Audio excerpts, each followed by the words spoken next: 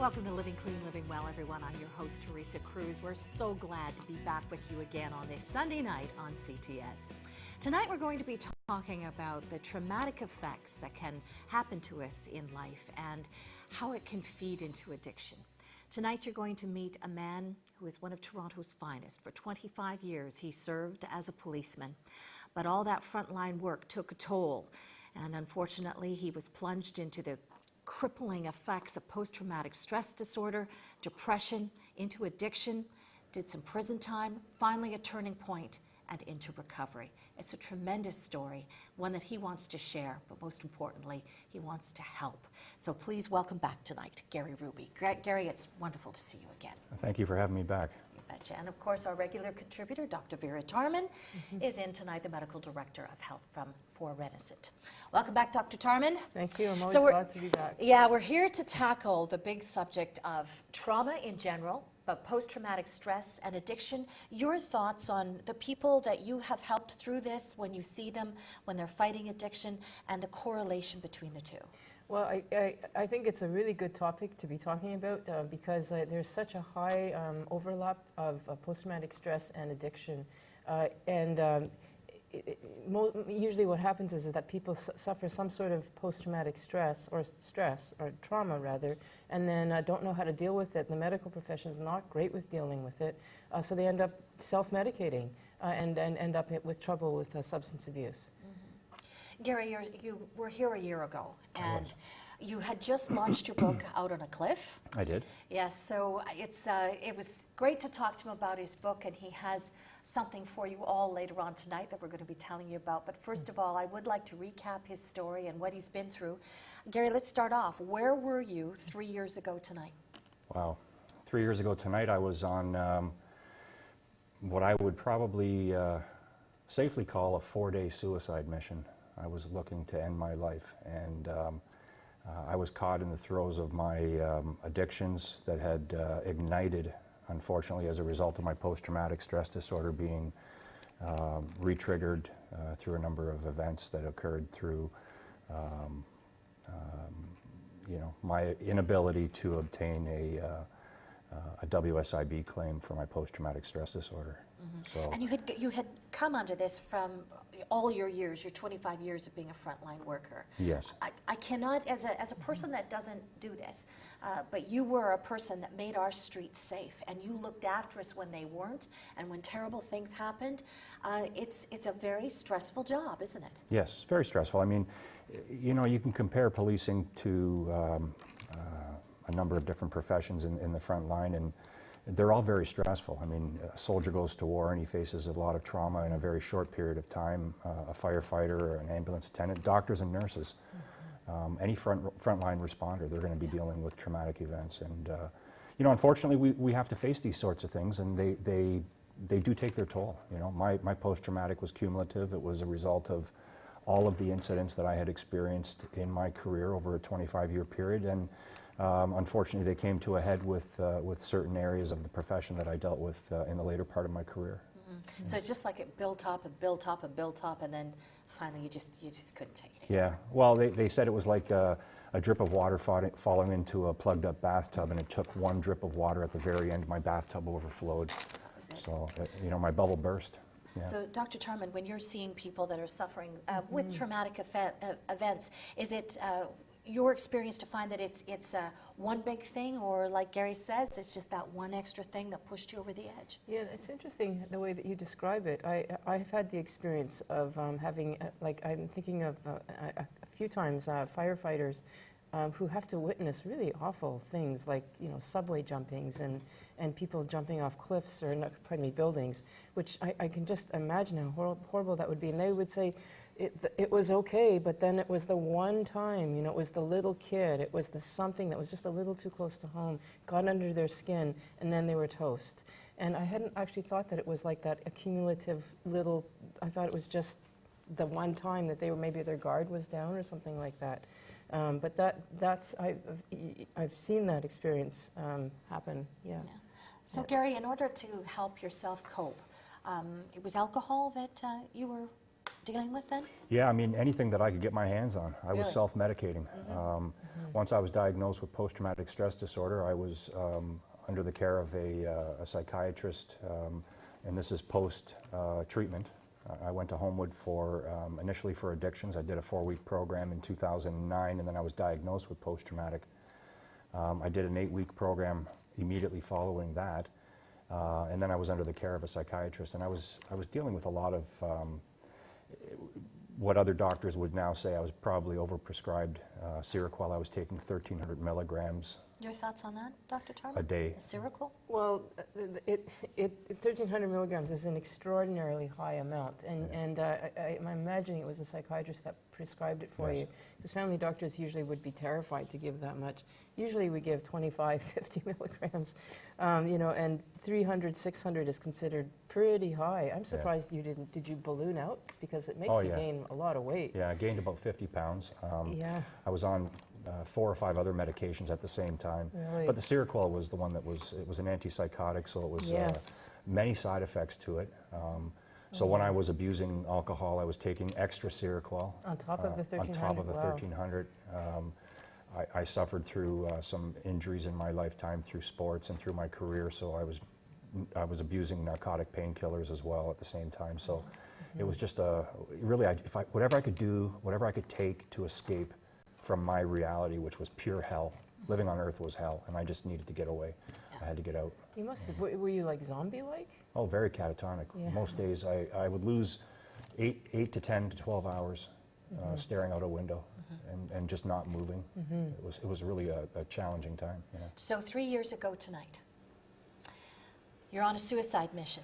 What was the turning point for you, Gary?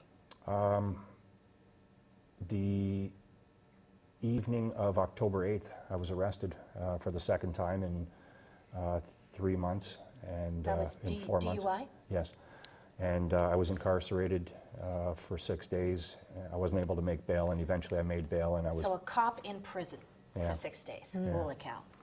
yeah, That so I must was, not have been very good for you. No, it wasn't. It was probably the most disturbing time of my life. Yeah, and when I was released, I was placed under house arrest. I had to stay with my parents, which was very humbling, for a week, and then I was placed in a treatment program again. And I was put in touch with a doctor who really, maybe unfairly, I credit him for saving my life, because he was probably the most influential person, caregiver, that I had dealt with in the 2 years that I was challenged with my active addiction and post-traumatic.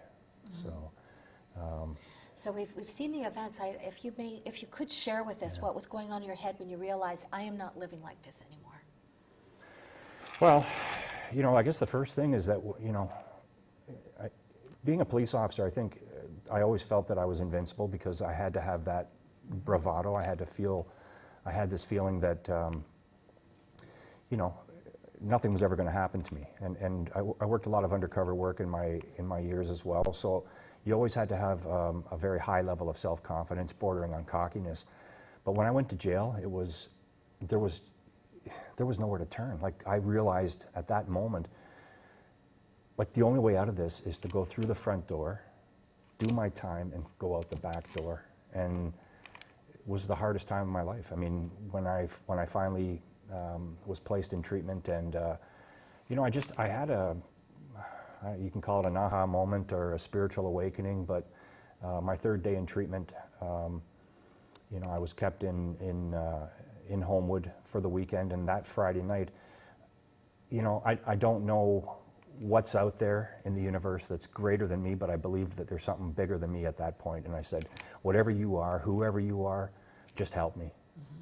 Like, I finally decided at that point that I wanted to live. And I woke up the next day, and I had visitors say to me, wow, you must have had medications changed. Your eyes look so clear, and you seem so bright and alert.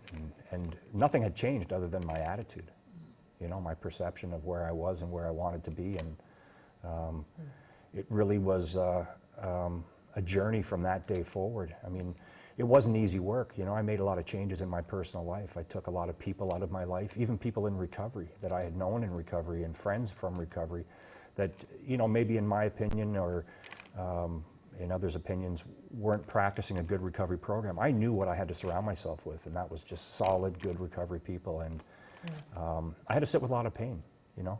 I had to work through a lot of personal issues, and I had to deal with a lot of internal hatred and angers and resentments.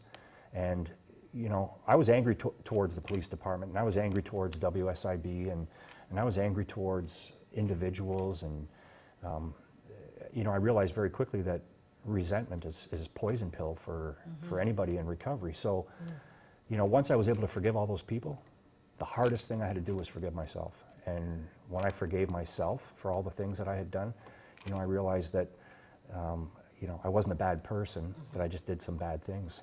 You know, it was just unfortunate circumstances that led me through all those trying times. And, you know, there I was. I mean, I was able to sit with all that pain and able to come out the other side. And you know, I was encouraged by this Dr. Vetalego in Homewood to share my poetry and I call them short stories, but they're poetry, and to compile this into some order to put together for people to read, and it became my story of hope and redemption. So. Well, we're going to take our first break here on Living Clean, Living Well, and before we do, all I can say is thank God you're sitting with us here tonight. Thank you. So, when we come back after this short break, we're going to have more of Gary's journey to recovery, some thoughts from Dr. Tarman as well, and how we cope with trauma and how it feeds into addiction. And of course, we're always here for your general questions as well. If it's not on topic tonight, but it is about addiction or substance abuse, please pick up the phone. We are always here for you, right? We're here. Yes. Dr. Tarman is in the house, as I always say, so we're here for those questions as well. So, a short break, but when we come back, more from Gary Rubie and Dr. Vera Tarman.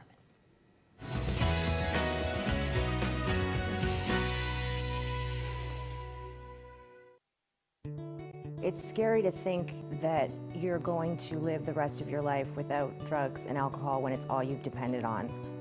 But there is hope. I knew I couldn't do it alone, and treatment allowed me the chance to ask for the help that I needed in order to believe that I could live a sober life.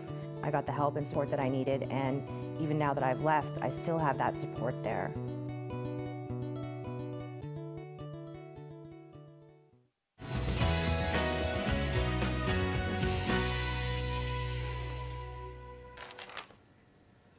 Tonight on the show, we're talking about trauma, traumatic effects that happen in life, how it feeds into addiction, and how you can get into recovery and deal with what's happened. We have Gary Rubie, who's been sharing some of his story. We've got a little bit more of it to go. And also Dr. Vera Tarman, medical director at Renascent, is in the house tonight. Just before we get started again, I just want to tell you the Canadian Centre for Abuse Awareness, who is the presenting sponsor of this show, is having its yearly gala, and this year's very special. It's its 20th anniversary, and what an event it's going to be. It's coming up tomorrow night, and I can tell you, we might have a few tickets left if you want to come. We've got our great crew, the Q107 morning crew. John Derringer will be there along with all of his great sidekicks, as he calls them. We've got Alan Frew from Glass Tiger. We've got Andrew Cole, who has put together an amazing song about bullying, which is also a form of abuse. We'll also have NHL legends there. We've got Walter Gretzky, the father of somebody very famous. We've got Kevin McGuire, formerly of the Toronto Maple Leafs. He's also with the NHL alumni. Tom Fergus. We've got Rick Natras. Brad May is coming. So it's going to be just a great evening as we celebrate the 20th anniversary of the CCAA and also make a stand against bullying and all forms of abuse. That's tomorrow night in Woodbridge, which is a suburb of Toronto. If you were wondering, for tickets, you can go to abusehurts.com. So tonight, as I mentioned, we're talking about trauma, but of course we're always available for your calls about anything at all, about addiction, substance abuse, whatever it is that you want to know about, and perhaps maybe we can help, maybe we can find the resources to help you. We are talking tonight to Gary Rubie, a frontline police worker for the past, well, he was in the force for 25 years, suffered the crippling effects of post-traumatic stress disorder, got into addiction, but now thankfully into a life of recovery. So Gary, you were mentioning that you were journaling and it was coming out in rhyme, you were saying. So you started writing poetry. Tell us about the evolution of this wonderful book. Probably 13 years ago when I joined recovery initially, I was directed to do some journaling, and it was therapeutic, and it was a way of putting your feelings in black and white on paper, and it was very powerful to actually see what you've written, and as opposed to just saying it or thinking it. That sort of journey evolved, and in 2004, 2005, quite by chance, it just started to come out in rhyme. I don't know where it came from, it just did. So I have no formal training in poetry writing. It just was a way that I was able to put feelings and stories of my life on paper, and it just happened to come out in rhyme. Over the years, I compiled some 300 poems, short stories, all true stories of my life, and in 2010, when I was in Homewood under the care of Dr. Vedalego, he said, you know, Gary, you should really put these in some kind of an order, because they really do help people, and they seem to be causing a real effect on people that are in recovery, and there's always such a powerful response when you share these. So, you know, I approached my father at the time, who was a hobby artist and retired machinist and skilled boat maker, and I said, Dad, would you consider doing all the drawings for these poems? And he figured it was, for my father, you know, very humble, old European fellow who really didn't understand policing. He didn't understand the addictions and the cross addictions and all the things that went with my PTSD, and it was just a way that he thought, well, this is something I can do with my son, and maybe I can help him in some way recover. And he's seen, as we move forward with, you know, each poem and each picture and illustration that he drew, we became closer and closer. So, you know, not only did I recover, and it helped me recover, and the journaling and putting the whole project of putting this together was beyond therapeutic. It really rebuilt and built a relationship between my father and myself that, you know, no one could ever break, you know. And it was probably the greatest gift out of all of it, you know, besides my recovery. And you have a special offer for anybody that's watching tonight. You've got a free e-book download, right? That's correct, yes. That's so wonderful that you want to share this with everyone. Yeah, you know, I just feel so powerfully strong about the fact that the book, it's been a challenge to get the book out there to people. And, you know, the easiest way for me to share this story with everyone is to say, you know, go to the website, and it's available as a PDF download right now, and you can put it on your iPhones. Eventually, I'm hoping to have it as an iBook as well. So, you know, it's going to be available really to anybody in the world that wants to read it. And if there's one poem, if there's one picture, if there's one story, if there's one word that I share in there that stops one person from using for one day, or helps somebody out of a depression, and you know, it gives them a little bit of hope that they don't have to end their lives. You know what, all the pain and hard work that I put in writing this book and putting it together with my dad, it would be worth it, you know, That's just to help one person. So, you know, that's the spirit behind it. And I have to say, I lost my father this year, so this is also, you know, something that's going to honor him too. A tribute to Dad. A real tribute to Dad, yeah. So I feel very strongly about that, and you know, I hope people take advantage of it.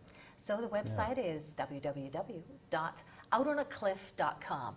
And so go on there and you can get your free download if you would like your copy, e-form, on Out on a Cliff by Gary Rubie.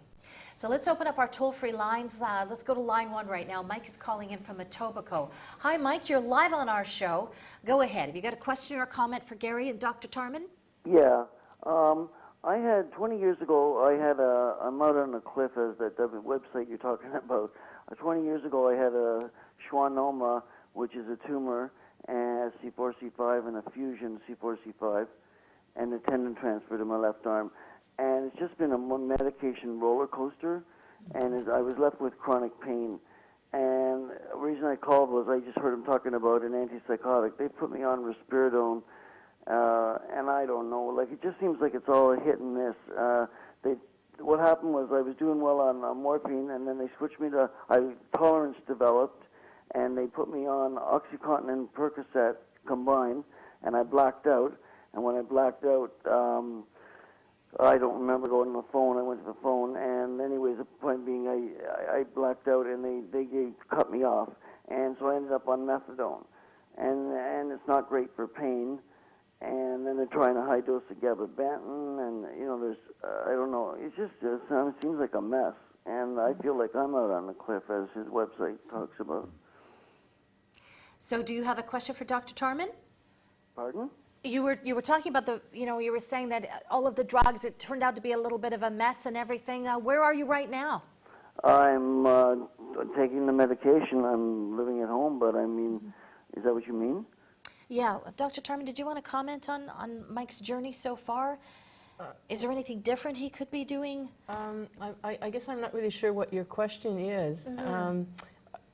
It sounds like you're not happy about being on the Risperdal, and that might be, you might have been put on that for sleep, because sometimes they do that instead of giving you another habit-forming drug like Ativan or lorazepam. But is it that you? The other thing about methadone is it is a pain it is a medication for pain, but you have to use it on a split level. Like you have to take it 2 or 3 times a day, because it doesn't last for 24 hours for pain management, and that might be what some of the problem is.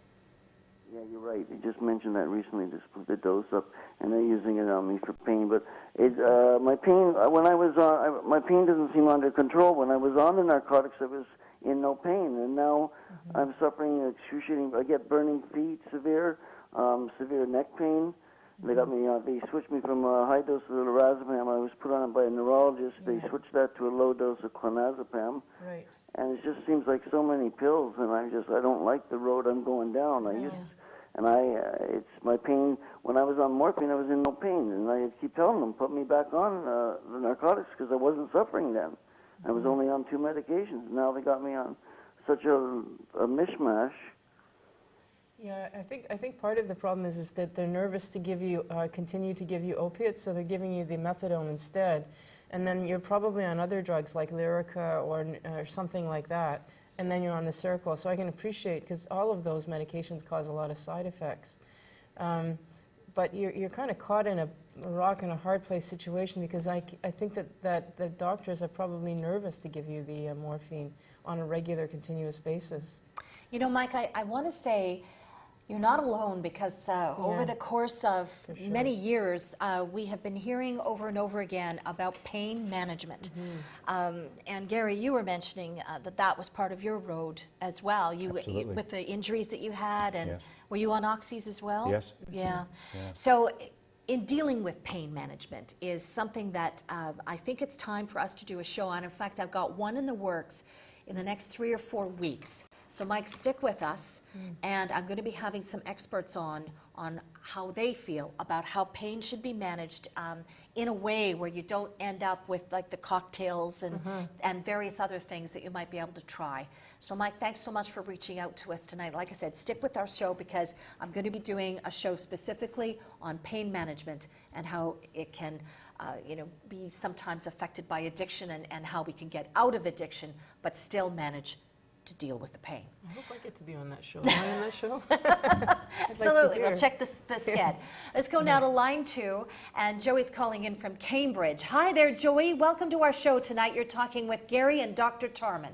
Yeah, I wanted to ask Gary and the doctor, it's not so much about pain medication, it's about alcoholism. And is it a spiritual remedy, or is it just physically get sober and then stay away from the medications? So I'm just struggling with that. I go to meetings, and I get help from other people. But I'm just wondering if you have any experience from a medical standpoint. I do read a book, and in that book there's a doctor's opinion, and that doctor mentions that it's physical, mental, and then also a spiritual malady. And I've been on the cliff like Gary too. Anyway, thanks for taking my call. Thank you, Joey. Gary, do you want to respond? Sure, yeah. I have to say that in my own personal experiences, that I had to find a power higher than myself. And once I was able to turn my will over to a higher power, and the human contact of 12-step recovery and being with other like-minded people was a huge part of my recovery. For many years, I tried to control my own addictions and moderate, or even trying to go on a taper and then just quit on my own free will, and I could never do it on my own free will. So I really believe that unless you're connected to something greater than yourself. I mean, I'm not the kind of person that pushes a Bible or God, and that's not what I'm saying. I just believe that there's a connection between other people who are struggling with addictions, like-minded people. Meetings are extremely important, you know, to have that physical contact, and then prayer and meditation. I mean, it works, and you can pray to whatever you want. I mean, a lamp post, a coffee cup, just say that it's bigger than you, and take yourself out of the equation. It's what's worked for me. So, Dr. Turner? Yeah, well, you know, Joey, you read something that sounded like it came from the AA, the preamble or the beginning of that. But I want to say that, so it definitely, it's a 12-step program. It suggests that it's a physical, mental, and spiritual disease. But even the American Society of Addiction Medicine has adopted that framework. It is a mental, psychological, physical, and spiritual ailment. So even the doctors are on side now that it needs to be a spiritual. It's not enough to just look at the medical or the physical side. That will only get you in the door. It won't get you through recovery. Thank you so much. Let's go now to line 4. Kim's calling in from Ottawa tonight. Hi, Kim. You're live on Living Clean, Living Well. Go ahead. Hi. I'm currently in very early recovery. I'm only about 2 months in. And basically, I have a childhood history of sexual abuse. And so I was sexually abused days on end as a kid for years. And up until probably about a month ago, so a month into my recovery, the nightmares that I had during my addiction basically went away. And so I'm wondering, basically, does this, like, obviously it has something to do with my sobriety, but at the same time, like, is this something that's going to come back in terms of, like, the post-traumatic stress, like, later on down the road? Or not? That's a good question. Dr. Charman, do you want to tackle? Yeah, well, there's two things I'd like to say. First of all, Kim, that you mentioned your childhood history of sexual abuse, and Gary, you've given an example of your experience as a police person and the cumulative experience. But you know, post-traumatic stress occurs to many people, not just in the frontline work. And your example, Kim, is a really good one. Just the many, many women and the many, many people who have had sexual abuse as children or in their relationships also constitute a huge bulk of post-traumatic stress. And then also you mentioned some of your symptoms, like the nightmares, but there's other symptoms as well. I'm not sure if we have time to get into that right now. But will they come back? It's quite possible. I'm not sure.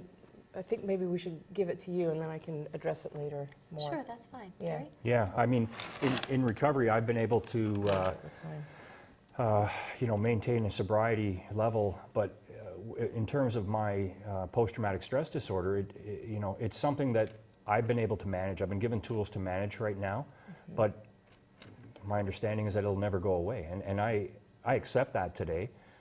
3 years ago, I didn't. 4 years ago, I didn't when I was diagnosed. And I go through episodes now in my life where I can see them coming on. I can see them. I feel the night terrors. I know when they happen. Obviously, I wake up in a sweat and I might be yelling or thrashing. I'm feeling agitated and tense, and I feel like I want to withdraw from people. I don't want to be around crowds. Hypervigilant. These things come back to me, but I know that because I've been through it now for a number of years, that I go through a period. Sometimes it only lasts a week, sometimes it lasts 2 months. And they're frustrating stretches to go through, but when I get through them, I know that when I come out the other side, that it's all good again. And I think the key in unfortunately having those cross-addictive diagnoses is that I don't use, I don't drink, and when I come out the other side, I'm still sober, and I feel a lot more whole than when I was, 4 years ago or 5 years ago. So, yeah, just battle through it. Battle through it. It's tough. It's so tough, but, you're worth it. Kim, thanks so much, and I'm really glad that you're watching our show. You mentioned that you were very early in your recovery, and I hope that we can also be a tool in that toolbox of yours as you head into the road of recovery and many more months. So thanks so much for picking up that phone tonight. We're going to take another short break, but when we come back, more of your phone calls and more from our guests tonight, Gary Rubie and Dr. Vera Tarman. We'll be right back.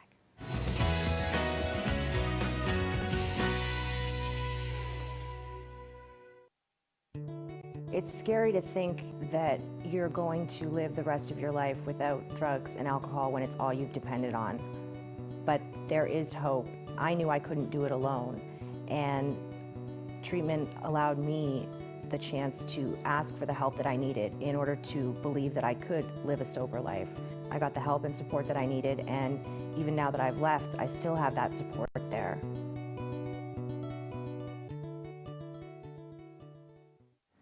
Hello, I'm Ellen Campbell, the CEO and founder of the Canadian Centre for Abuse Awareness.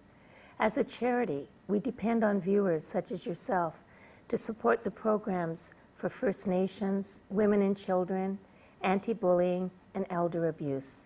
I invite you to visit our website, see what you can do to share. Any donation over $20 will receive a tax receipt. Thank you so much for all your support.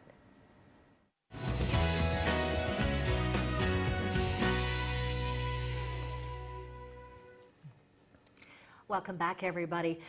Dr. Tarman is so well known within the addiction field with her work at as medical director at Renascent. She also is quite a public speaker, and every time she does a talk, I keep telling her, let me know when the next ones are going to happen. You've got two coming up in the near future. Why don't you tell them about it? Well, the first one that's coming up I'm not sure when it is. October the 19th. October the 19th. It's coming up on a Saturday morning at Ryerson, is a discussion about harm reduction and abstinence. Is there a divide? What are the issues in each camp? And is there a way that we can make a resolution so that, well, basically that's where are the commonalities and where are the differences? That's the first talk. And then the second one I'm going to be doing is actually a duo. That's on November the 23rd, also a Saturday. I'll be talking about food addiction in the morning and then the biology of spirituality in the afternoon. Have you got both of these on your website? So yes, both of them are on my website, addictionsunplugged.com. Great. Please check them out. The first one, the Saturday, the first one is free, open to the public. That's wonderful, and that's being held at Ryerson University. So if you'd like to hear more from Dr. Tarman, there's your opportunity, and her website is, of course, www.addictionsunplugged.com. Back to what we're talking about tonight, which is post-traumatic stress disorder, trauma, how it can feed into addiction. We've got some more phone calls to get to, but before we do that, could you just quickly go through some of the effects, Dr. Tarman, of what people could be looking for if they think, maybe I've got PTSD?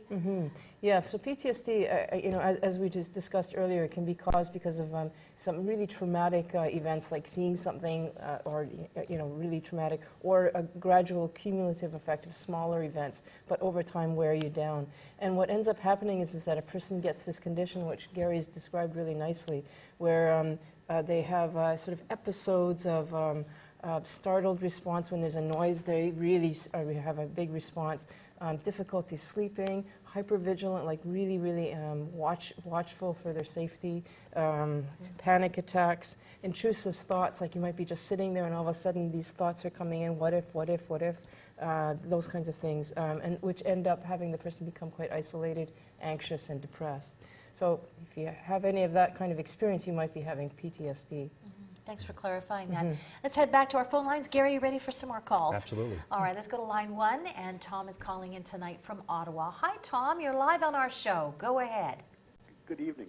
First of all, I want to tell you that I've been watching your show for approximately 2 years now, and I find it very useful, very interesting, and almost the perfect way for me to end my Sunday. So thank you guys for being there on an ongoing basis. Glad you found us, Tom. Thank you.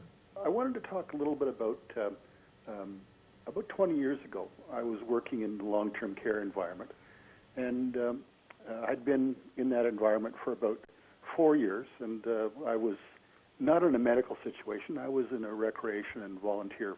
I was managing a program in a large facility. And I found that very frustrated because I couldn't make enough difference in the people's lives that we worked with because there just weren't enough people. And I find it exceedingly frustrating because I would see people that were amazing people, that were great people, and we just couldn't do enough to help because there just weren't the resources. And I found myself one day driving to work considering driving into a wall, an abutment. And I said, well, that doesn't sound like a good idea. So I went to my family physician, and we went forward, and I got sent along to a psychiatrist, and he diagnosed me with dystemic disorder, I guess low-grade depression.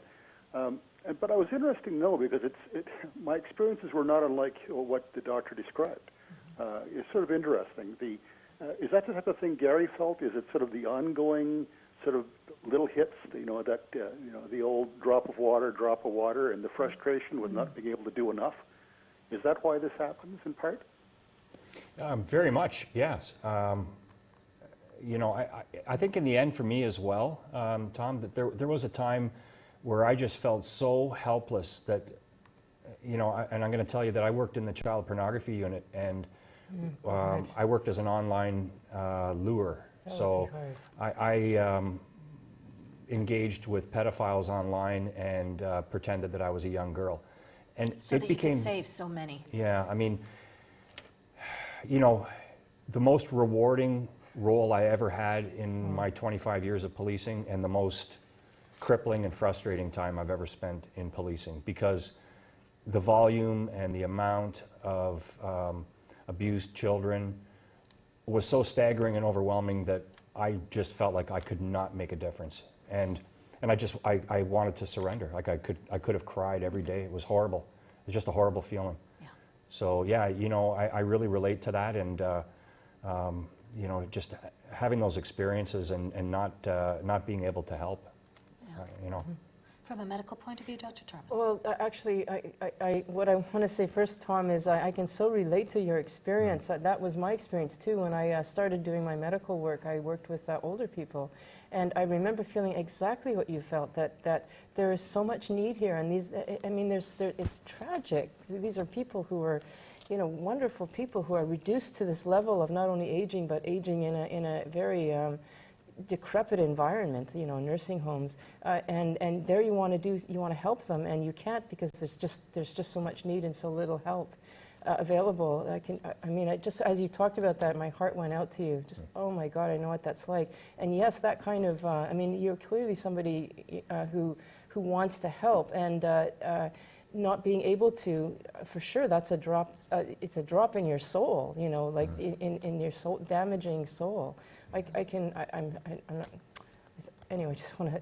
I don't know if I have a medical response. I have a personal response. Yeah. And also validation for how Tom is feeling. Yeah. And sometimes there's strength in numbers, isn't there? When Yes. you know that you're not the only one, and that you've got your feelings validated. It's a real tough one. And I also want to say, from Gary, your work with the child pornography unit. I know through my volunteer work at the Canadian Centre for Abuse Awareness, Toronto set the standard, and Toronto really went out there and is really showing the world how they can protect our most precious resource, which is our children. So I really commend you for that work that you did, because, like I said, your work has gone on to save so many others, and thank goodness you were saved too, because of what went on. So can I say one more thing quickly? You mentioned this something that the frontline workers like police and Tom. Thank you for bringing that up, because there's also like the frontline workers like physicians and nurses who also have to deal with the miniature drops in the bucket of having to see people and see horrific things. So, just wanted to say that. yeah, thank you. Let's go now to line 2. Lisa's calling in from Oshawa. Lisa, thank you so much for your patience. You've been waiting a little bit. It's your turn now. You're talking to Gary and Dr. Tarman. Go ahead. Lisa, you still there? Well, let's move on. Lisa, we're going to try to reach you again, and if unfortunately we've severed the connection, please call us back. Let's go now to line 3, and Henry's calling in from Quebec tonight. Hello there, Henry. Welcome to our show. Henry, are you there? I just have to remind everybody, if you are going to call in tonight and you're waiting to talk to us, you're unable to watch the television and also talk to us on the show because there is a delay. So, Henry, if you can hear me, I'm going to call out to you one more time. Are you there? Yeah, I'm here. Terrific, Henry. Please turn down the TV and go ahead. You're talking to Gary and Dr. Tarman. Oh, good evening. Yeah, I'm calling from Hull. I'm a recovering addict. I've just about died twice. I just came out of a medical detox after 10 days. And even after almost dying, I was right back at it. And I just sort of I did my own detox there, so it's been about a week. But I was a nursing, an RN, an RPN back in those days, 15 years. I worked in a nursing home, and I've got sexual abuse issues. And recently, the last 2 times I almost died, I've had lots of years of sobriety, in and out. I've been to 7 rehab centers, detox. I've NA member for 20 years. You name it, I've tried everything. I've just been diagnosed with depression or severe depression, anxiety. But they're talking about PTS and other things. Like they put me on Cipralex and Seroquel. And the Seroquel gave me bad dreams, and the Cipralex made me suicidal. So, where do I go? Like, where do I go? What's the process for diagnosis or where do I go to get some deeper help for like my my depression? I spent 14 days in bed, drinking 20-some beers a day, and didn't eat a thing. So. Okay, Henry, let's let Dr. Tarman weigh in on this. Go ahead. Well, Henry, I want to say, first of all, that you're in really early recovery, and there isn't any antidepressant that's going to help right now because withdrawal is just really unpleasant. And one of the major side effects, one of the major features of withdrawal is depression. Antidepressants might help a little bit, but you're just going to have to sit through those 3, 4, 5, 6 weeks, which is why you don't want to do a self-detox. You don't want to do this alone. So, I mean, the good news is if you can hang in there and stay sober, just by nature of your body recovering itself, in about 3 months' time, you'll feel better without meds. And if you're on meds, that'll just speed up the process. But you're going to have to sit through this period. Just a lot of medications I'm not sure how much that's going to help. Just don't do it alone. Go to a rehab. That's great advice. We're going to take another short break here on Living Clean, Living Well, but when we come back, more of your phone calls. You are waiting. We're going to get to you. Living Clean, Living Well returns right after this.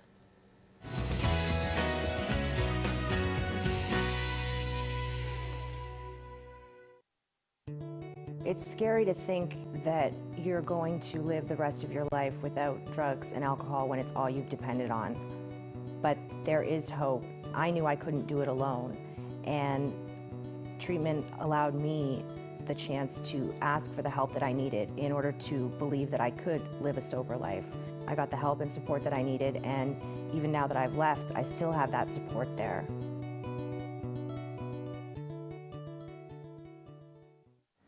Hello, I'm Ellen Campbell, the CEO and founder of the Canadian Centre for Abuse Awareness. As a charity, we depend on viewers such as yourself to support the programs for First Nations, women and children, anti-bullying, and elder abuse. I invite you to visit our website, see what you can do to share. Any donation over $20 will receive a tax receipt. Thank you so much for all your support. Statistics state that it is likely you know a victim of abuse.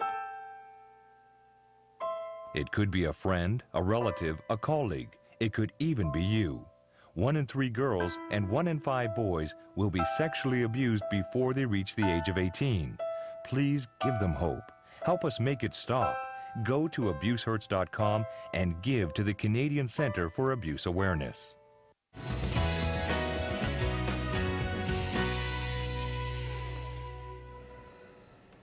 We're back. Let's go back to our phone lines. Right now we are talking with Gary Rubie, who is He's suffered with post-traumatic stress disorder. He was a frontline policeman. If you've just joined us, this is part of his story, and he went into addiction but has come through with recovery, and he's sharing his story tonight and also with you. And of course, our regular contributor, Dr. Vera Tarman, is our guest. So let's head back to the phone lines. Let's go to line 4, and Ernie's calling in from Port Hope tonight. Hi, Ernie. Thanks for your patience. You're live on our show. Go ahead. Well, thank you very much. Yes, Gary, I've been living well actually now for about 25 years. Much of my sobriety, I went through the same things you went through, where forgiveness of others came first, and I did have a revelation to me that was very real, and I'm sure that God opened my eyes to show me the kind of person that I was at that time, and being raised all through life. There was abuse that was involved. I went through 3 different reform schools, and he revealed to me my true self, and I can remember looking up and saying, "Oh my God, I'm so sorry." And from that day on, my life changed. And about a year later, after treatment and going to a lot of meetings and getting a good sponsor, I found out that the key was to forgive myself and move on, much the same as your circumstances were. And I did move on, and life wasn't really all that much better when I was sober. It was, what I call a dry drunk until I found spirituality, and I had to find, the God of my understanding to make my life, let's say a little easier, or where I did find my freedom.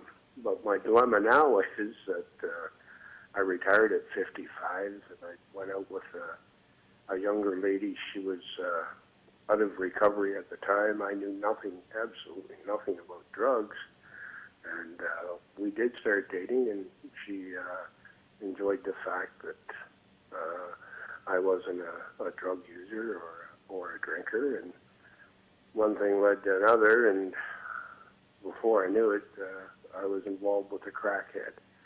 And during this time, she got pregnant, and she had a child. I am now raising that child on my own. I'm still trying to have our daughter share in her life, but she only shows up 4 or 5 times a year. There's broken promises. I listened to Dr. Phil, and he said he could tell when a crack addict was lying, and he said when their lips move. And that seems to be the case here. But I don't want to plant seeds of hatred or... So, Ernie, is your question on how best you can help your daughter? Well, it's actually how it can help me, too, because I'm at the point now where Gary had mentioned where he was in child pornography for all that time, and he felt helpless. And this is the way I feel right now with Bella's mother.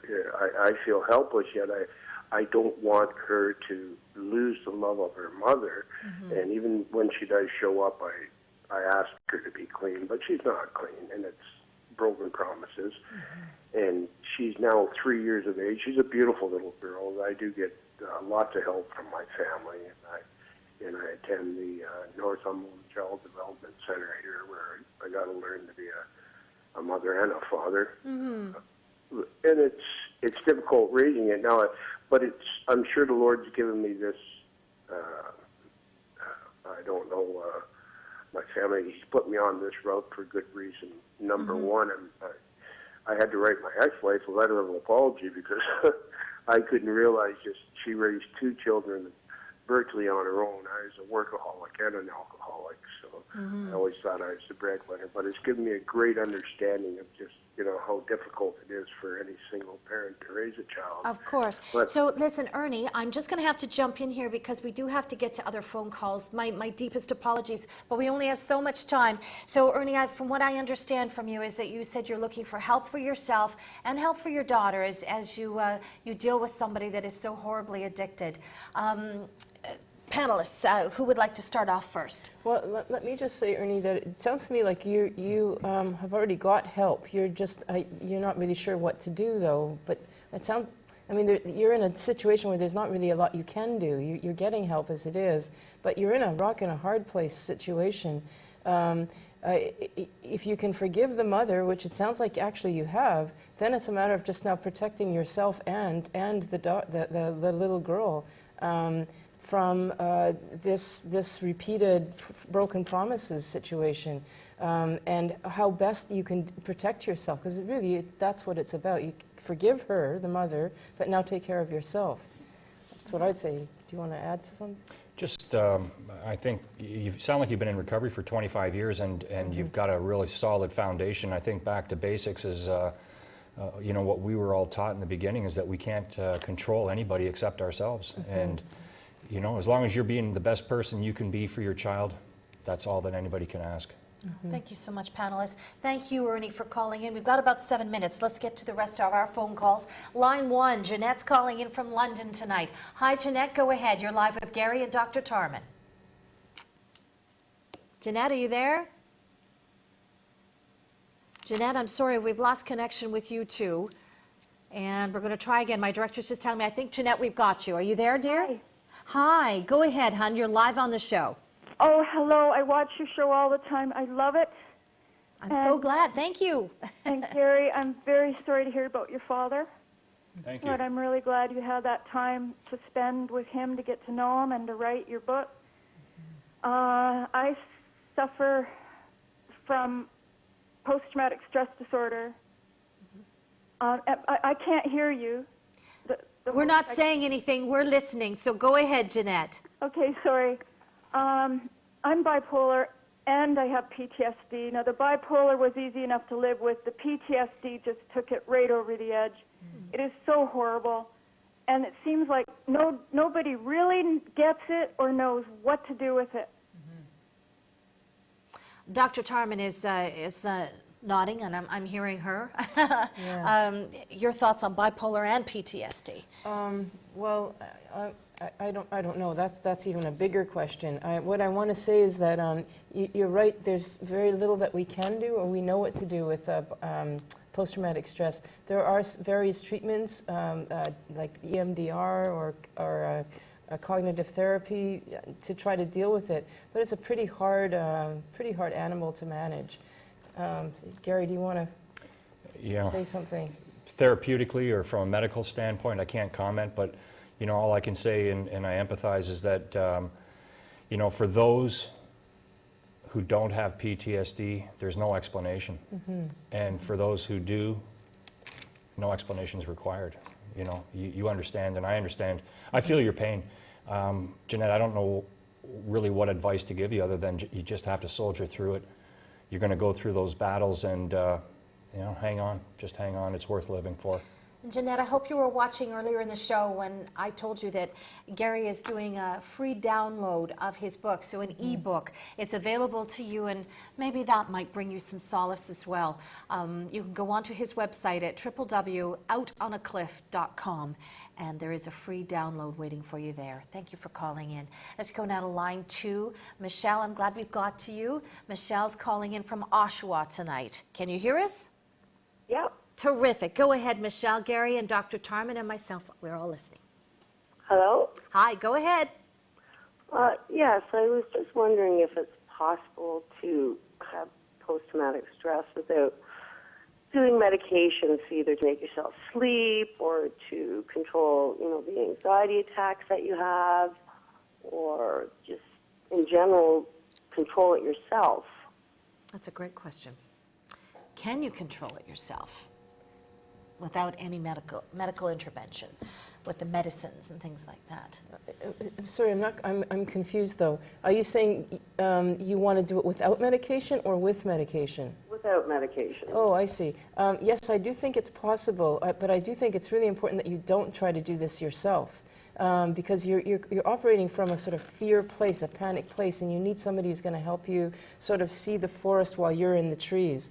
and give you tools. And in their various tools, like I mentioned, EMDR, which is a classic trauma therapy type of tool, or there's cognitive therapy, there's other types of, and then there's group support. You want to, I actually really strongly advise group support, because usually people in trauma situations are filled with a lot of shame, and being in a group helps you lift out of that shame.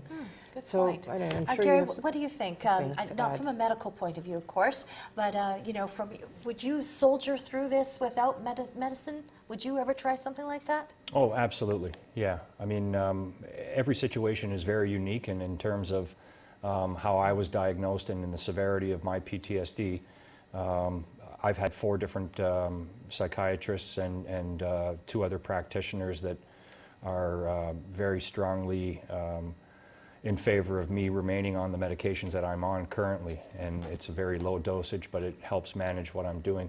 There's a lot of things that I do by myself to manage those things. There's all kinds of breathing exercises, and I do a lot of meditation. I started practicing yoga.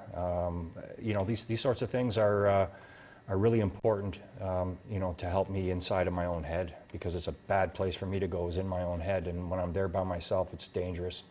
So, you know, the doctor spoke about doing this with a group and in a practiced facility if it's possible, and if you're going to try to do it alone, I wish you the best, yeah.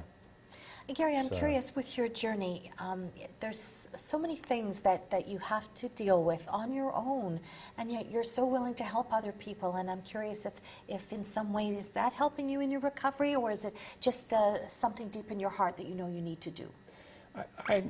You know, it's hard to really put a finger on it. I think I always had that as a young child. I probably had it as a young adult. It's why I joined the police department. I was going to say, like the profession that you went into, yeah. I chose to be a helper, and you know, I heard, of all people, I heard Don Cherry say once, if you talk about volunteer work, it's not volunteer work. You know, so there's a sense of humility that goes with that. But, you know, I've always felt that it was important to give back that way in terms of volunteering and being parts of committees. So, yeah, you know, it's a good place to be. Thank you very much. I'm so glad you were able to share with our viewers tonight as we tackle a very difficult subject, really, post-traumatic stress disorder, and then, of course, how it feeds into addictions. We are going to come back just shortly after the break with my panelists' final thoughts on this evening, and they'll be telling you what you can look forward to in the weeks ahead right here on Living Clean, Living Well. So our final break, and we'll be right back after this.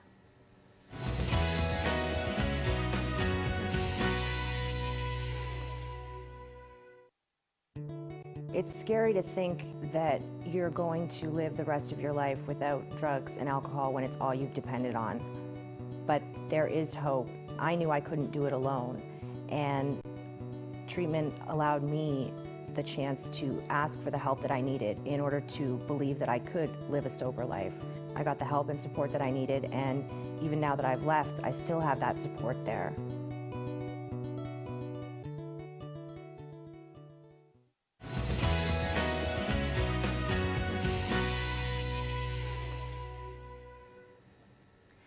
It's that time of night when we ask for final thoughts. Dr. Tarman?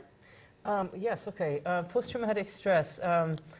Don't try to do it on your own. And by the way, you're not alone, especially if you're suffering with addiction, because they are really highly overlapped. And Gary, your thoughts as we talk about your journey and where you've been and where you're going? Strength in numbers.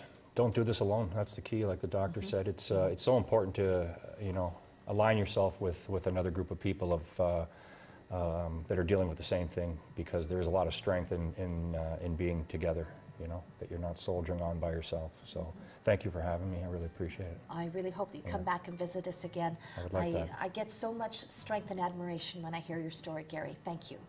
And if you would like to learn more about Gary's story, he's got it in his book, Out on a Cliff, a collection of his poems and his short stories about his journey towards recovery, with all the beautiful illustrations done by his beloved father.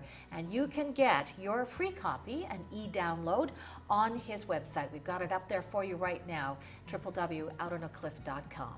Coming up in weeks to come, we've got shows on pain management and also on anxiety as well. Dr. Tarman will return as well. We'll see you next time.